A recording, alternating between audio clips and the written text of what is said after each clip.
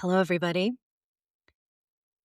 I am recording this early in the morning. As I seem to enjoy making these voice notes. These now I should start calling it a podcast, I guess, in the morning, and I find it kind of amusing that I do this to myself because obviously my voice is not as warmed up in the morning, but it's a nice way to warm up and get used to using my voice for the day. But it's when I do my writing typically. It's when I have, the most inspiration in my mind, and since a lot of Substack, my energy that was going into writing is now going into these podcast episodes, which is being so well received, and so most of my writing energy is going to go towards that Singing Through the Shadows memoir that I mentioned in my last post, and that's actually kind of what I wanna talk about this morning because I've been reading your comments. And I'm reading the comments on Substack and on YouTube because this is now streaming everywhere. This podcast, it's on Apple, Spotify, YouTube podcasts, and Substack, of course. And it's nice being able to reach so many people. And the comments have been so inspiring as always. I'm blown away how every time I post something new, I'll go back and I'll read the comments, and I'm so amazed at what you guys say. And I have to also say it's very interesting because when I first started doing the healthy voice, one of my fears was the troll comments. I was afraid of getting a lot of negative comments, which is I think something that holds a lot of people back. But I was determined to do it anyway. But actually, what has happened is the percentage of negative comments, they're so small that they're insignificant. They were going to be insignificant to me anyway. That's what I decided. But really, it's it's just mostly you guys saying things that make me just want to get back in the studio and do another video or write another article or start dreaming up a new course because especially the comments on my recent podcast, which was titled Why I'm Done Hiding My Imperfect Voice. And I shared with you how I have lifted the paywall to Singing Through the Shadows. And I talked a lot about how this whole this whole era that has been going on for a while, AI is just the tipping point as far as I'm concerned because this hyper obsession with perfection has been going on for a while. But AI is definitely it's forcing us all to realize that we have got to do something. We have to reevaluate the situation that we're in, especially when it comes to the arts, because I was so happy to read so many comments from people who felt similar about this crisis. I don't mean to sound dramatic, but to me it's a crisis that we have here. This is a really dire situation. One of the comments on the YouTube page where the podcast goes really moved me. It was from a mother who said that she wants to give her child her real voice. It gave me chills reading that comment about how what I basically read in there was we want authenticity. We are craving real human connection. And that means imperfection because we are not perfect. We are not always polished. And we do our best to show up and present ourselves in a manner that is pleasing and respectable and puts other people at ease. But we're human. We mess up. We have moments where we get a little snippy and then hopefully we figure it out and we correct it. and then we try to do better the next time, and that's really all you can do. But regarding music and art, I was really moved by another comment, and this is kind of the one that I wanna really lean into in my talk this morning, because this commenter said something about having also a a large stash of songs that have gone totally unnoticed, that this commenter basically hid the songs away, just like I did.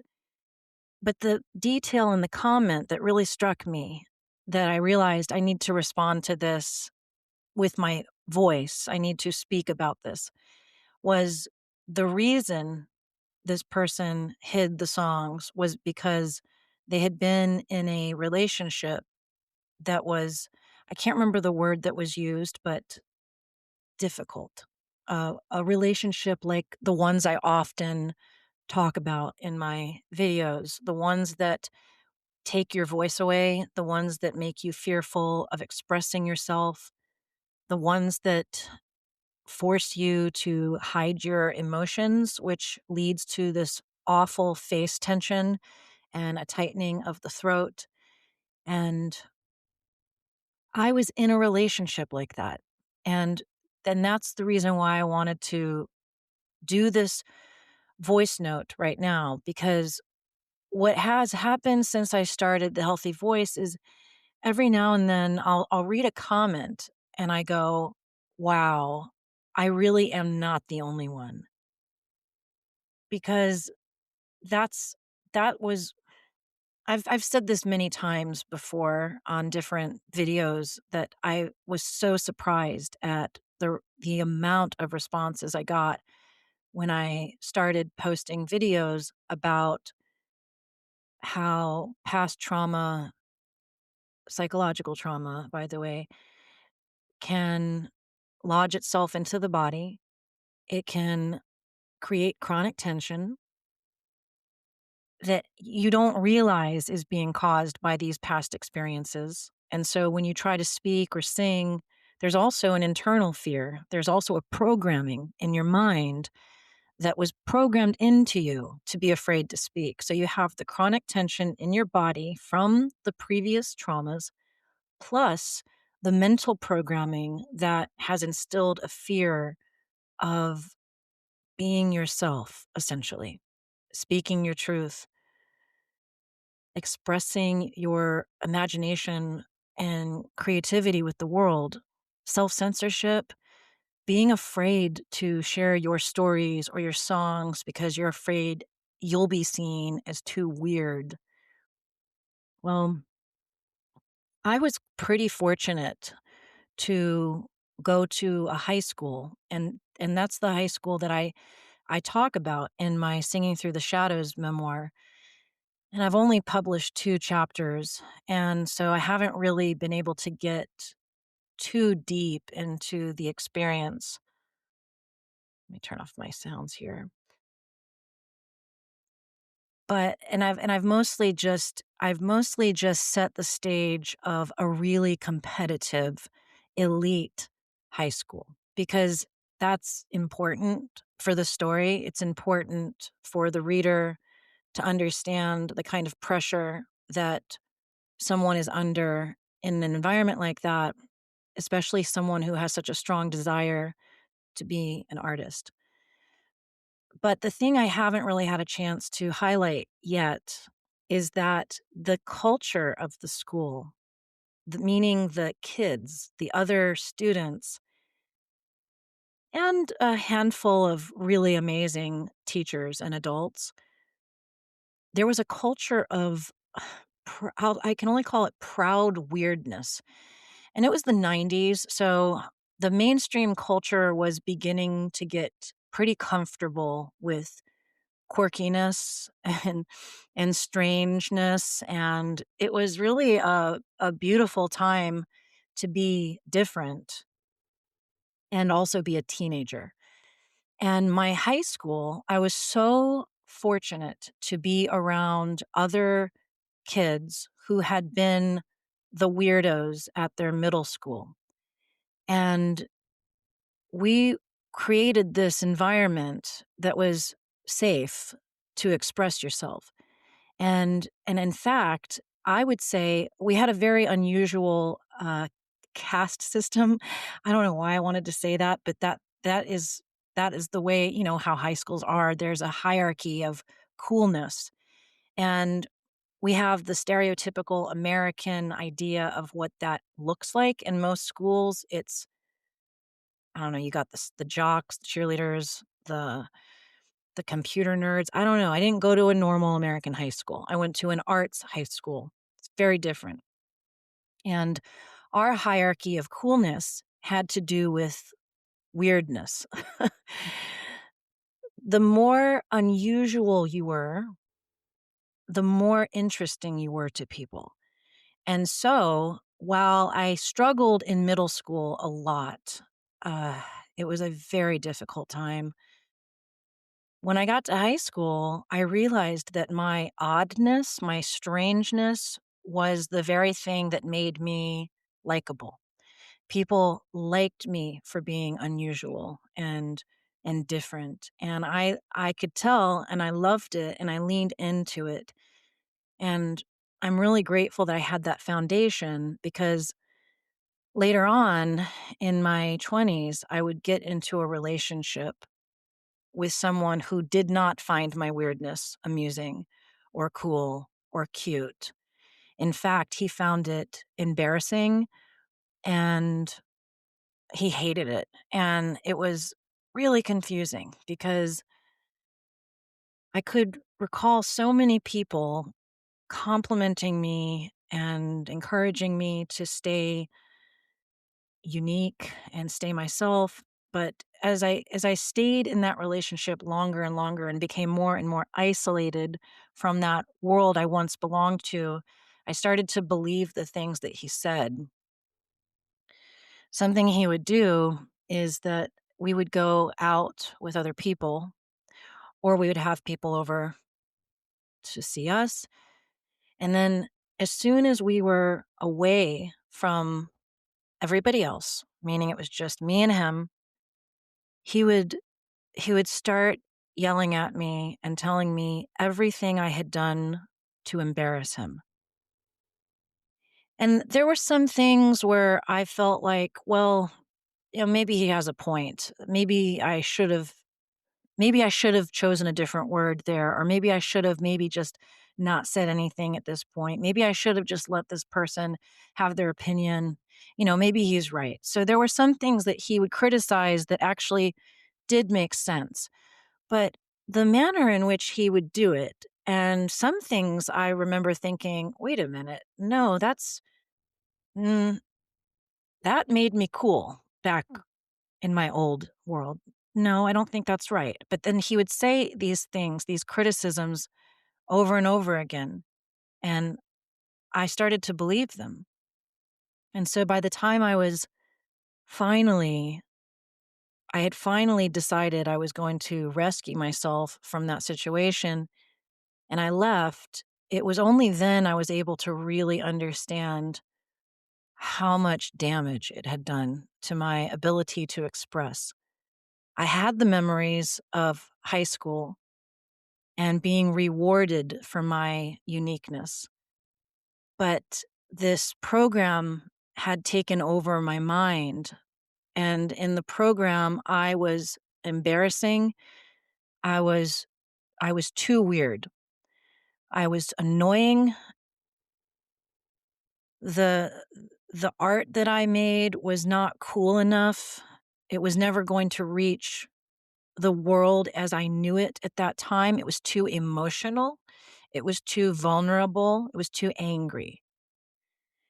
And so I had I had already been hiding these songs, the ones that I'm releasing right now. I had already hid those songs during the course of the relationship because I felt like, well, maybe he was just telling me things about myself that everyone else around me was too nice to say. And now I laugh at that because I think, oh my God, that's not how the world works. People, there are so many mean, insecure, unhappy people that would love to tell you how weird you are and how stupid you are and how out of balance you are, at least in the way you come across with your performance style or whatever. But that is not how it was. People loved me and people would come to my performances. I mean, I was getting a name for myself. I had one of those situations where I was like locally famous. I guess that's how you would call it. I had people, this is before social media, where I had people finding my email, and I don't even know how they were able to do it, but I would do these shows at these local clubs, and I would open up my inbox the next morning, and I'd have emails from people telling me how much they enjoyed my performances and my songs. And a lot of the comments that I've been getting on these videos have been bringing me back to that time because I felt an appreciation back then that's very similar to the appreciation I feel right now. And it's in that comment, when I read that comment about from this songwriter who was in a difficult relationship where made this person feel small and unworthy of expressing and sharing their art, it brought me back immediately to the beginning of when that whole programming began and how scared I was to express myself because that fear had been so lodged into me that I did not know if I would ever be able to overcome it. So, all right. So this is quite a vulnerable share here. So, of course, I'm beginning to lose my train of thought because it's a little scary to talk about this, but the reason I'm doing it is because, like I said, when I see a comment like that and it feels so familiar to the thing I went through, which I spent about 15 years, mm, well, maybe a little bit less than that, but a significant amount of time, well over 10 years, trying to recover from this programming. And it was difficult. It was difficult to have such a significant and incredible experience as an adolescent, feeling validated in my uniqueness, becoming popular because of it. I mean, I have the proof in my own memory that uniqueness gets rewarded. As long as you're the only thing that matters to people is that you make them feel good. And so if you're weird and mean, that is not going to get you any friends. If you're angry in your art and abusive in your relationships, that's never going to work. But if you are vulnerable in your art and you share your angst and your frustration and your sorrow, and then in your normal interactions with people, you're kind and you're warm and you're accepting of others and you don't judge people. That's that's the magic formula right there. But this programming that I ended up absorbing during the duration of this difficult relationship made me think that that wasn't true.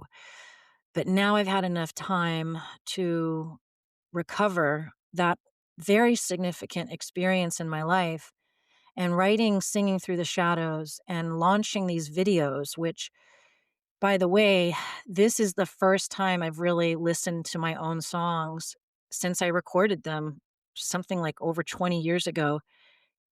And it's been really interesting to revisit these songs and work with the person making the lyric videos, the illustrations, going back and forth with him and explaining to him why certain scenes need to look a certain way because something was going on in my life at the time. And it's like I'm revisiting this era for the first time in over 20 years.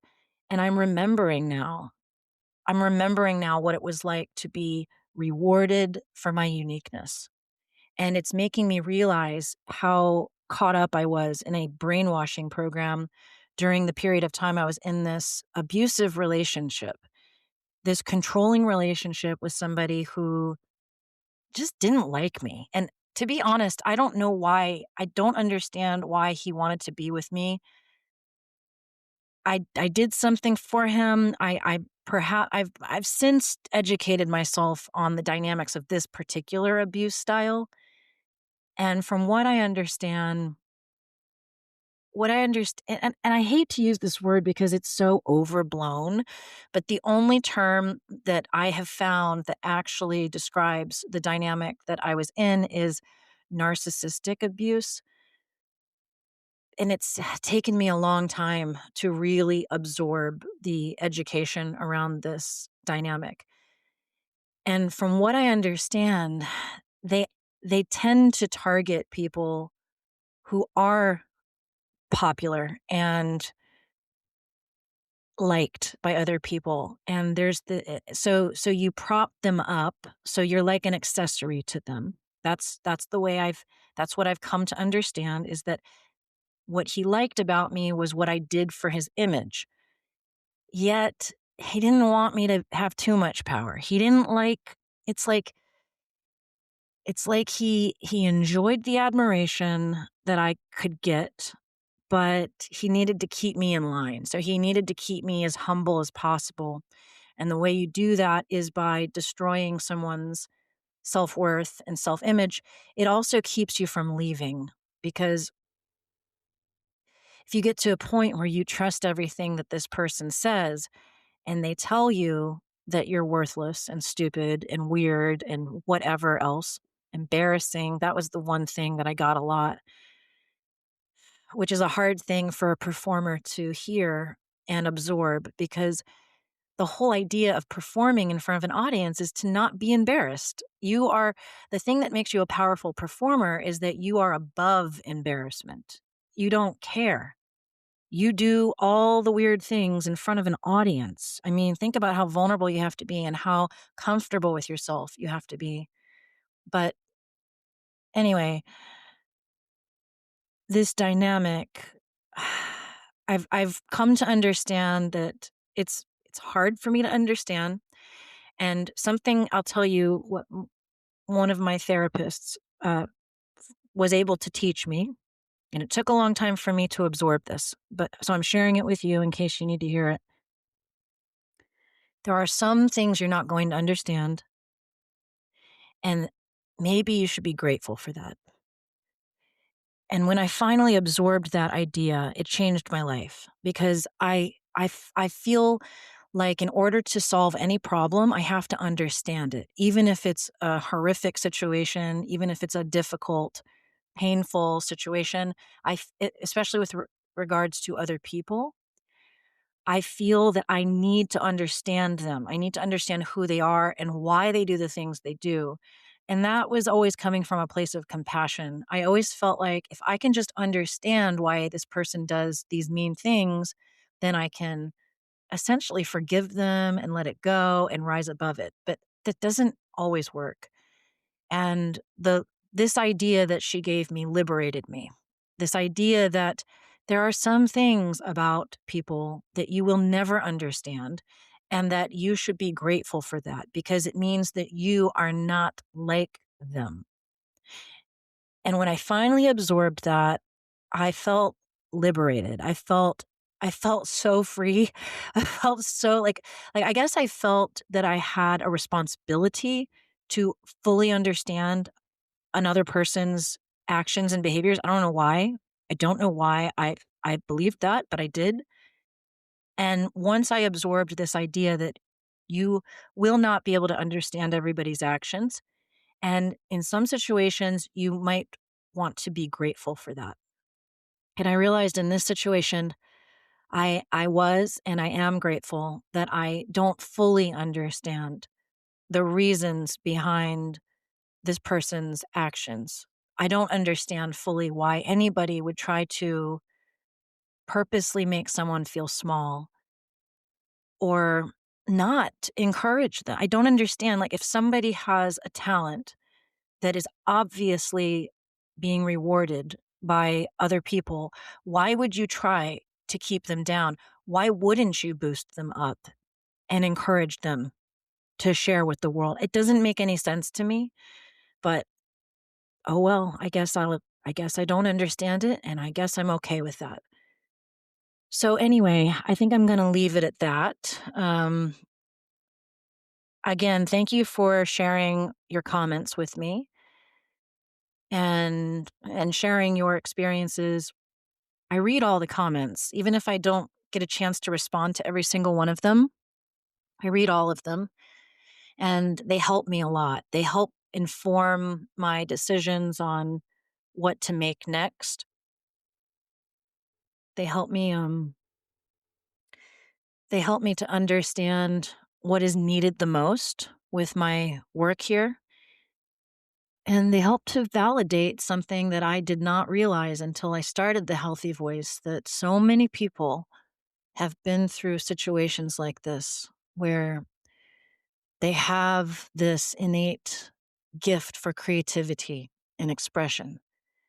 And then they just happen to find themselves in these situations for an extended period of time where somebody else didn't like that spark within you.